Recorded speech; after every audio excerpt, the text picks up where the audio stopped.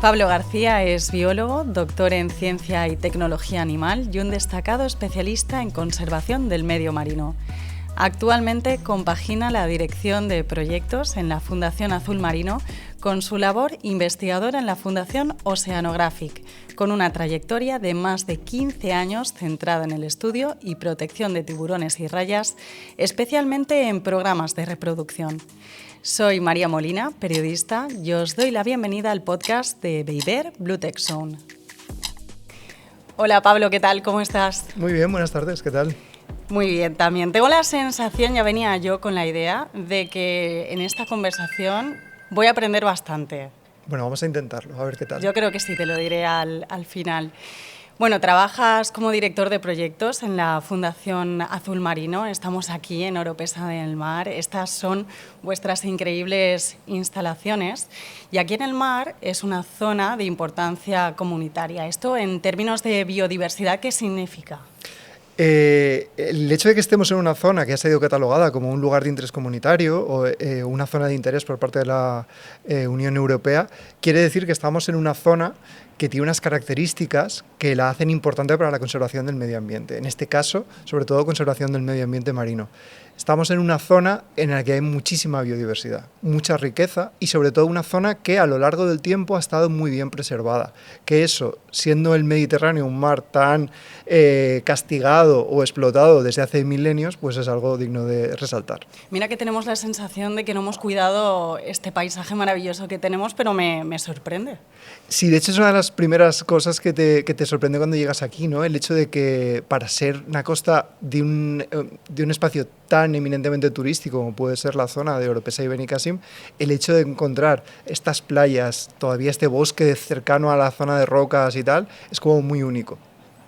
Hay una idea que repetís mucho desde la Fundación Azul Marino, a mí me encanta, y es que no se puede proteger aquello que no se conoce. Y esto está vinculado a uno de los 3 ejes en los que trabajáis, que es la divulgación. ¿Cómo conseguís que ideas tan potentes, a veces complejas, ¿no?, porque pueden llegar a ser científicas, lleguen a la población en general? Pues intentamos que la gente de alguna manera empiece a establecer vínculos emocionales, vínculos empáticos con aquello que los rodea. Nuestra intención siempre es intentar que, igual que hemos conseguido que la gente asuma el patrimonio cultural como algo suyo, empiece a ver el patrimonio natural como algo que también es muy suyo.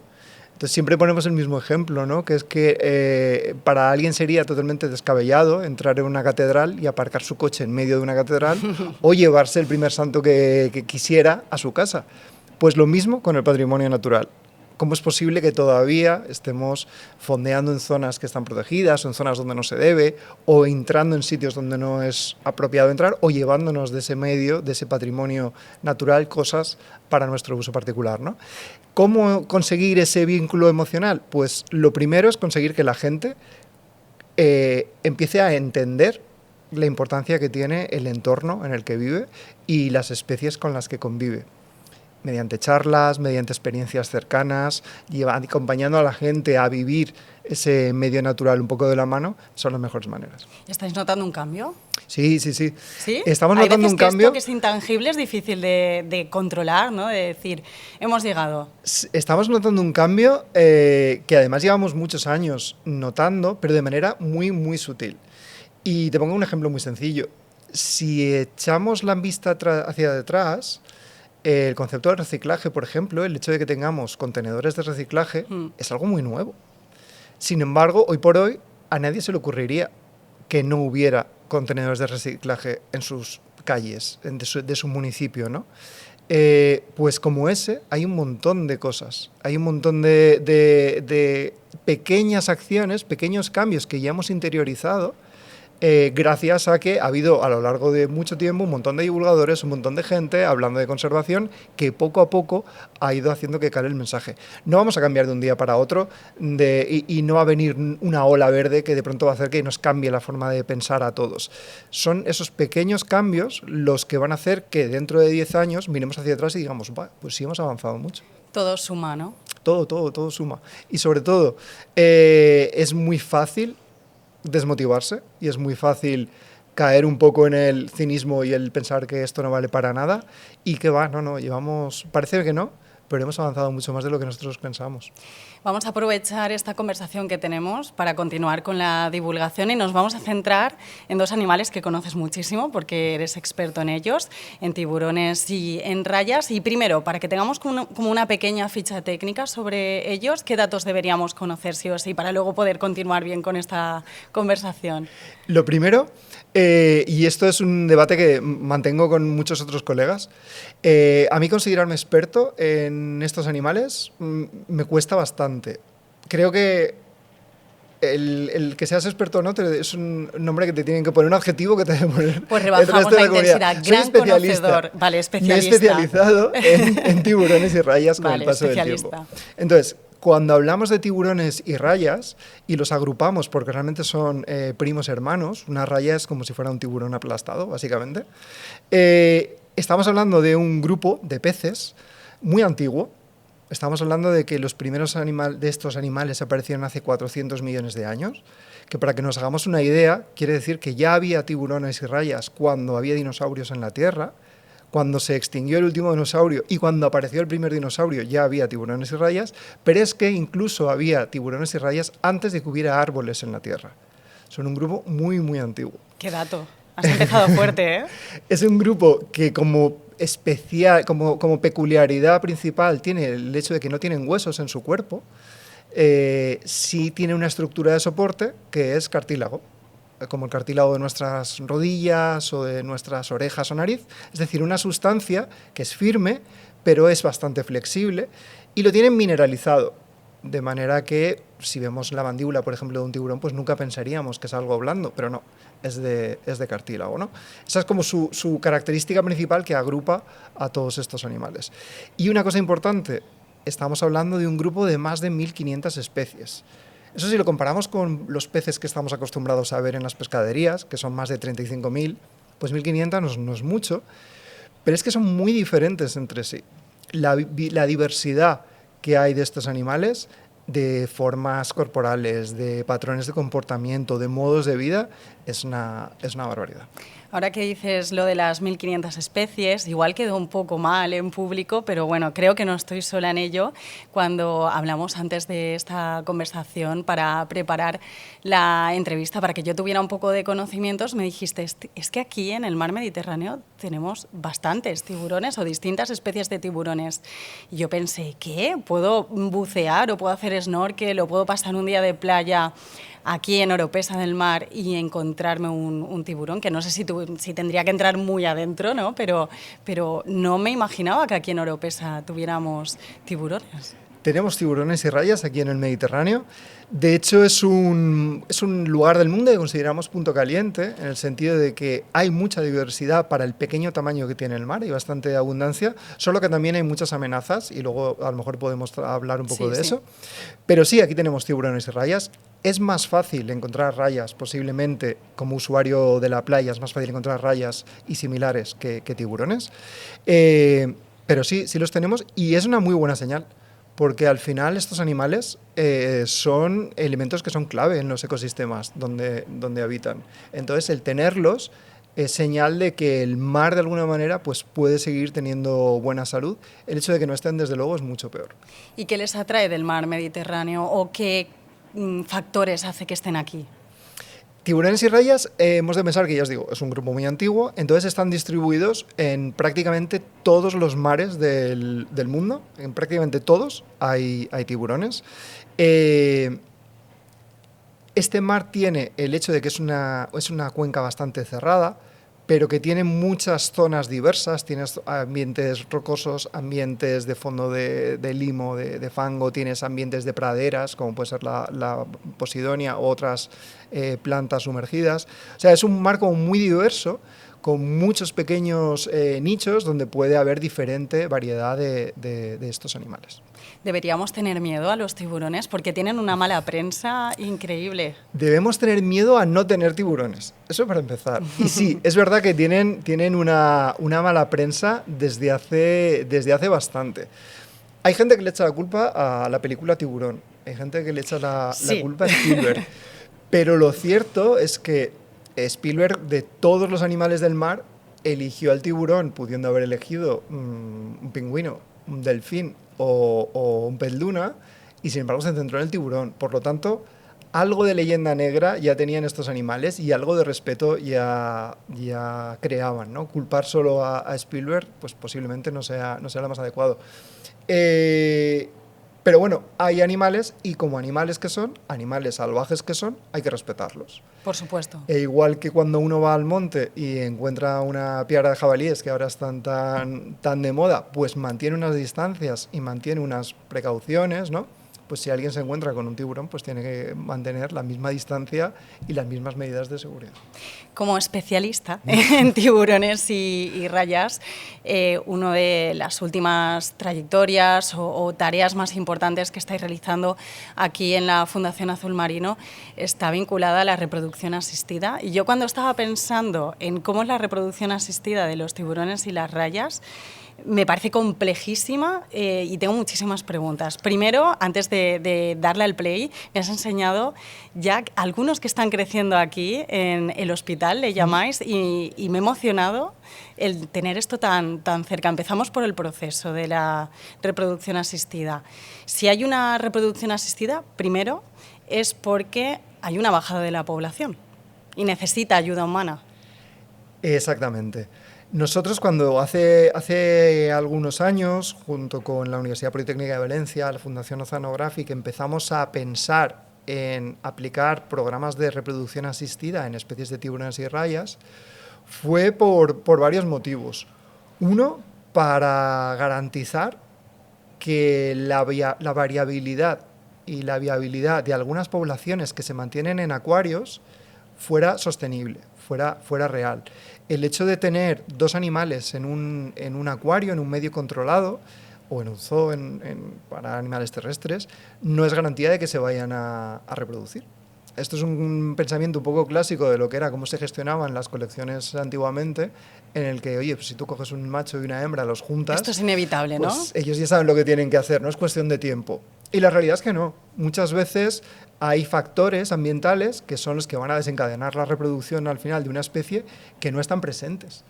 Nosotros como especie humana somos un poco raros en cuanto al aspecto reproductivo. Los animales muchas veces tienen patrones reproductivos muy estacionales, centrado en unas semanas o incluso unos días o horas, en algunos casos del año, activados por una variable ambiental, pues más horas de luz, el hecho de que haya un recurso alimenticio en un momento determinado o no, unas horas de frío o unas horas de calor determinadas, que activan la reproducción.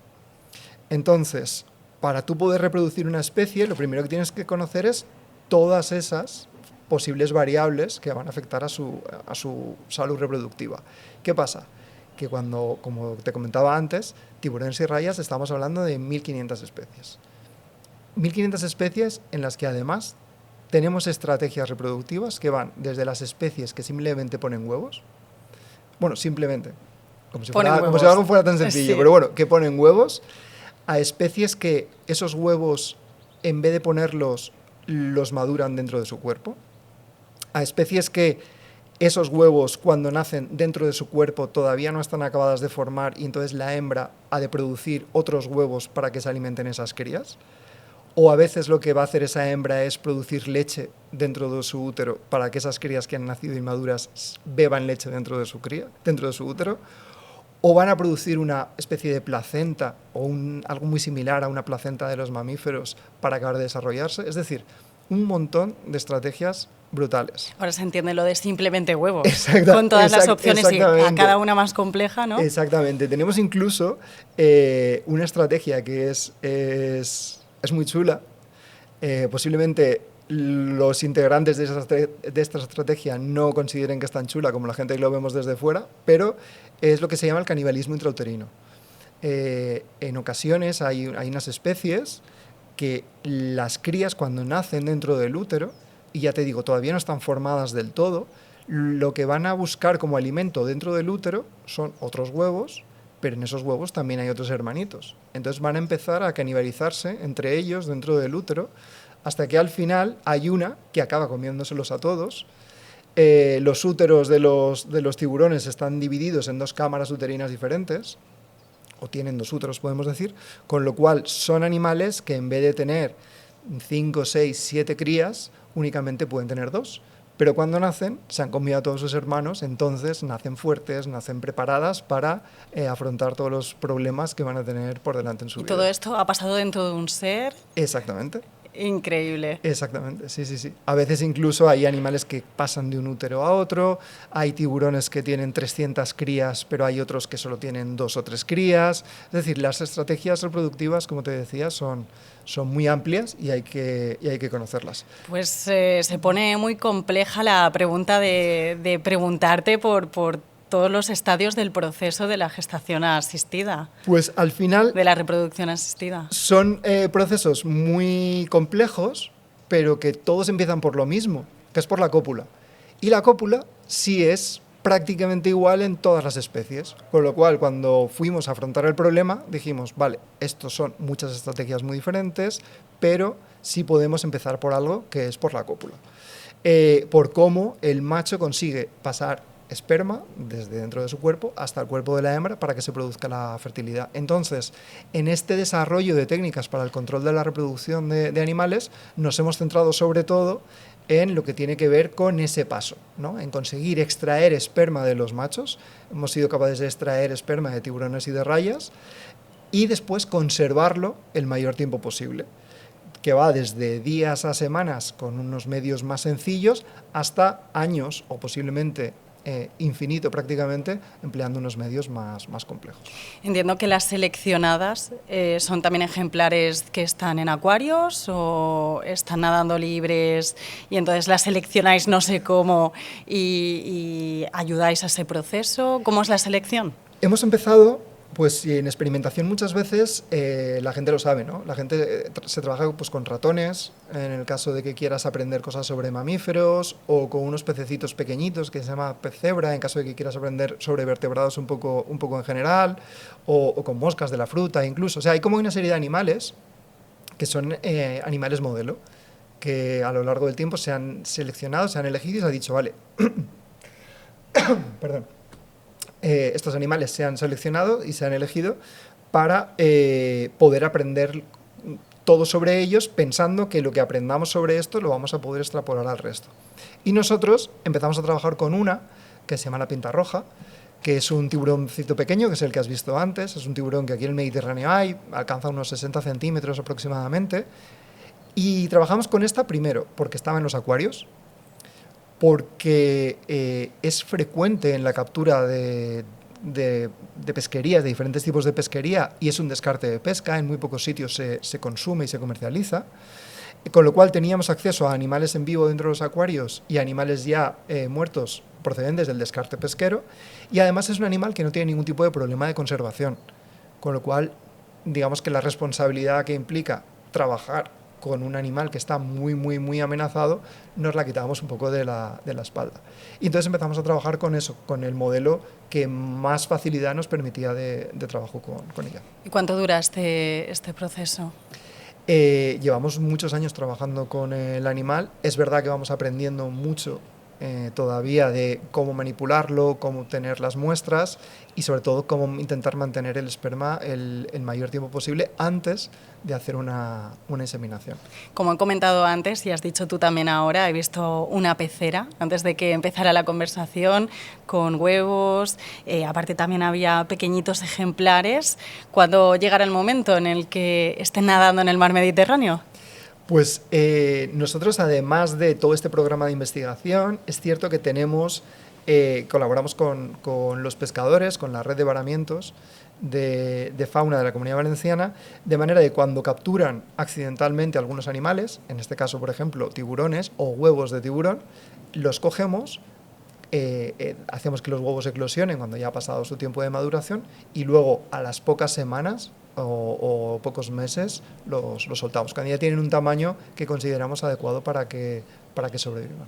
¿Y es necesario hacer esta suelta a ciertos kilómetros mar adentro? ¿Aquí en Oropesa vais a otras zonas? Realmente no es necesario soltarlos a mucha profundidad porque viven aquí muy cerquita de la costa. La gente no suele verlos, incluso la gente que hace buceo, porque se camuflan muy bien y suelen ser nocturnos. Se salen de noche. De día suelen estar todo el tiempo que pueden ocultos entre rocas, perfectamente camuflados, porque tienen como unas manchas de color muy bonitas que les permiten camuflarse, y entonces se pueden soltar aquí relativamente de cerca. Encontramos huevos puestos por hembras en el medio natural, los encontramos enganchados en algas, en haces de posidonia o en restos que hay en el mar, aquí a muy poquita profundidad. ¿Y luego hacéis un seguimiento? ¿Es posible o imposible? De estos animales no hacemos ningún seguimiento. Es muy, muy, muy complejo. Se podría marcar con algún tipo de chip, se podría marcar de alguna manera, pero son animalitos muy pequeños todavía y también hemos de decir que sus esperanzas de supervivencia tampoco son tan elevadas, así que de momento no hacemos ningún seguimiento. A futuro ya veremos. Uno de los aliados, por lo que estás comentando, son los pescadores. ¿Cómo es el protocolo que seguís para trabajar con ellos? Porque aparte de los pescadores, imagino que también hay instituciones que estáis colaborando para que esto sea una realidad. Sí, el trabajo con pescadores es siempre crucial. Al final los pescadores son los ojos y los oídos que tenemos ahí diariamente. Cuando trabajamos en conservación del medio marino y hablamos con gente que trabaja en medio terrestre, decimos que no sabéis la suerte que tenéis los de tierra, porque es todo mucho más fácil en tierra. En mar es mucho, mucho más complejo todo. Pero tenemos la ventaja de que siempre va a haber alguien en el mar que son los pescadores. Entonces, tanto el que nos puedan informar de cosas que suceden en el mar, como que nos puedan avisar cuando han visto algo o han capturado algo que es fuera de lo común, pues toda esa relación se ha establecido a lo largo de años de trabajo con ellos, de ver que biólogos y conservacionistas no somos un problema para ellos, al revés, somos aliados. Ellos son los principales interesados en que el mar esté en buenas condiciones, porque al final su sustento, que de manera directa luego acaba siendo el nuestro también, necesitan que el mar esté en buenas condiciones. Con lo cual, al final hemos conseguido llegar a un entente que hace años parecía imposible, pero que va, ahora estamos muy bien avenidos. Lo has dejado antes en stop, en pausa, hablar sobre aquellos factores o aquellas realidades que hace que se estén perdiendo parte de las especies, no parte de las especies, un porcentaje de la población de estas especies de tiburones y de rayas. ¿Cuáles son estos factores? Además de comentarte ahora los factores, también un poco enlazándolo a lo que te comentaba antes de la reproducción asistida, sí. Nosotros las técnicas que estamos desarrollando las hemos desarrollado con muchas especies, más allá de la pinta roja, muchas de ellas provenientes de la pesca accidental, y son como la última bala en el arsenal de la conservación. Es el último recurso del que vamos a disponer. Si todo lo demás, en lo que también estamos trabajando, falla. Vale, cuéntanoslo, me parece interesantísimo. Quiero decir que es importante pensar que con estas técnicas de reproducción asistida, nuestra intención, lo ideal sería jamás tener que usarlas. Claro. Tenerlas simplemente como último recurso, pero no llegar al punto en el que necesitamos ponerlas en uso sobre una especie.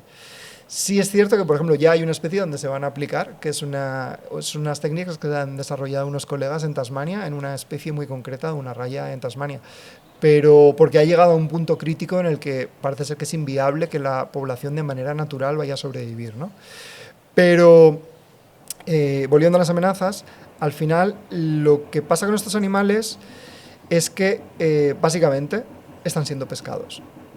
Accidentalmente o de manera dirigida, el principal problema que tienen estos animales es la sobrepesca. ¿Pero hay un marco legal que los proteja? Algunas especies sí, no todas. Volvemos a esta idea de que los tiburones, pues eso, son muchísimas especies y algunas de ellas se comercializan y se consumen y las consumimos todos. Y las consumimos todos muchas veces sin saberlo. Cuando tú vas a un restaurante y ves en la carta tiburón, pues posiblemente no lo pides, pero si pone marrajo, pone tintorera, pone